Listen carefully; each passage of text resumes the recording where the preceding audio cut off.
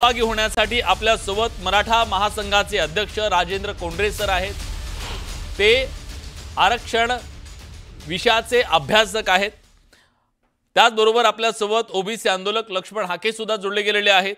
आपल्या सोबत लेखक, अभ्यासक आणि या वंचितांच्या, शोषितांच्या आरक्षणासाठी ज्यांनी रस्त्यावरची लढाई लढले ते लक्ष्मण माने सुद्धा आज या चर्चेमध्ये सहभागी होत आहेत थोड्याच वेळात। त्याचबरोबर भाजपचे आमदार मधु चव्हाण आहेत। त्यांनी सुद्धा ही आरक्षणाची सगळी लढाई बघितलेली आहे जवळून। आणि आत्ता मराठा आंदोलक योगेश केदार सुद्धा या चर्चेमध्ये सहभागी झालेले आहेत। मी सगळ्या पाहुण्यांचं मनापासून स्वागत करतो। पण या चर्चेची सुरुवात मला लक्ष्मण हाके यांच्यापासून करायची आहे, ती याच्यासाठी कारण आज शरद पवार जेव्हा चक्रव्यूहात सापडलेल्या सरकारला एक फॉर्म्युला देत आहेत की तामिळनाडूचा पॅटर्न तुम्ही लागू करा। मला सांगा, तामिळनाडूचा फॉर्म्युला मराठा आरक्षणावरचं उत्तर असू शकेल का? आपल्याला महाराष्ट्रात ते करता येईल का? आणि तसं केलं तर ओबीसींची काय भूमिका असेल? हे बघा, हा केंद्राचा विषय आहे। मुळात तमिळनाडू पॅटर्न जो आहे तो 1974 वगैरे नाही, तर तमिळनाडू पॅटर्न हा 1920 सालापासूनच तिथलं रिझर्वेशन आहे। पहिली गोष्ट। दुसरी गोष्ट, 1993 ला जयललिता तमिळनाडूच्या मुख्यमंत्री होत्या, त्यावेळी त्यांनी जे 69% रिझर्वेशन हे जे दिलेलं आहे ते 9व्या सूचीमध्ये सूचीबद्ध करून घेतलेलं आहे। आणि तेही त्याचीही मुदत 2004 सालापर्यंतच होती।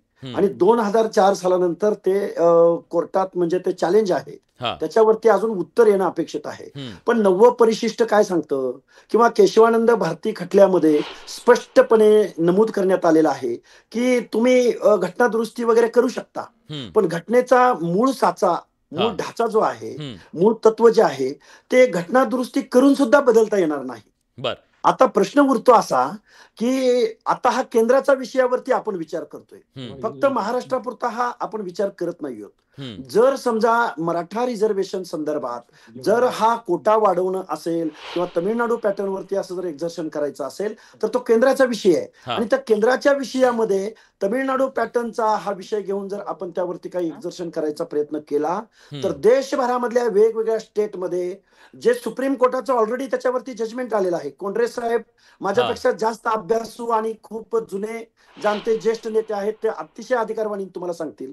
वेगवेगळ्या स्टेटमध्ये गुज्जर असतील, जाट असतील, राजपूत असतील, या सगळ्या कम्युनिटींच्या बाबतीमध्ये या रूलर कास्ट आहेत, डॉमिनंट कास्ट आहेत, आणि मग तिथं काय होईल या संदर्भात सुप्रीम कोर्टाने जजमेंट दिलेलं आहे। त्यामुळे तमिळनाडू पॅटर्न पवार साहेबांनी जे काही सांगितलं ते मला नाही वाटत की यामध्ये काही वेगळं सांगितलंय। आणि जे सांगितलंय हे बघा, आणि नुसतं घटना दुरुस्ती करून ते होणार नाही। घटना दुरुस्ती करत असताना त्यांना वरिष्ठ सभागृहात, कनिष्ठ सभागृहात बहुमत तर लागेलच, जे आवश्यक आहे ते, पण त्याचबरोबर देशभरातली जी घटक राज्य आहेत त्या घटक राज्यामध्ये अशा पद्धतीची दुरुस्ती करण्यासाठी जे निर्णायक बहुमत लागतं, आवश्यक बहुमत लागतं, ते बहुमत सुद्धा मिळवावं लागेल। आणि हे एवढं मोठं चॅलेंज आहे की पवार साहेबांनी सांगितलं म्हणून ते लगेच अंमलात येणार आहे किंवा लगेच अशा पद्धतीचं केंद्रातलं सरकार किंवा देशभरातली घटक राज्य त्यावरती दोन्ही हाऊस आणि परत सर्व राज्यांचे काही प्रमुख असतील ते या सगळ्यांचं एकत्रित ज्या काही